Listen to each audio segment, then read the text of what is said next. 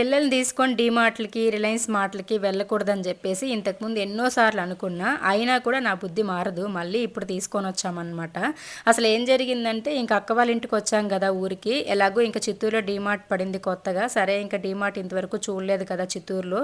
తిరుపతిలో అయితే వెళ్ళున్నాము. బట్ చిత్తూరులో వెళ్ళలేదు కదా! ఒకసారి ఎళ్దామని జెప్పేసి ఊరికే అట్లా ఏమీ కొనుక్కోకూడదు. జస్ట్ అట్లా పోయి చూసుకొని వచ్చేద్దామని జెప్పేసి వచ్చాము. సో, ఇంక రాగానే ఇక్కడ ప్రతీదీ కూడా మా పిల్లలు అటుపక్కొకరు, ఇటుపక్కొకరు వచ్చేసి అది బావుంటుందిమా, ఇది బావుంటుందిమా, అదేసుకోమా, ఇదేసుకోమా అని చెప్పేసి ట్రాలీ నింపేశారనమాట. బిల్ ఎంతయిందని చెప్పేసి నెక్స్ట్ నేను లాంగ్ వీడియో పోస్ట్ చేస్తాను రేపైతే. అప్పుడు నేను చెప్తాను ఎంత బిల్ అయిందని చెప్పేసి. ఒకవేళ మీరు గెస్ చేస్తే నాకు కామెంట్స్‌లో షేర్ చేయండి. అండ్ ఇక్కడ నేనైతే ఇంకా క్రీమ్స్, సాసులు ఇవన్నీ కూడా మా పిల్లలు తీసుకున్నవే అనమాట. వాళ్ళు యూట్యూబ్‌లో చూసి ఏదేదో వంటల ప్రయోగాలు చేయాలంట. ఏమేం ప్రయోగాలు నా పైన చేస్తారో వీడియోస్‌లో పెడతానులేండి. ఇక్కడైతే చూడండి.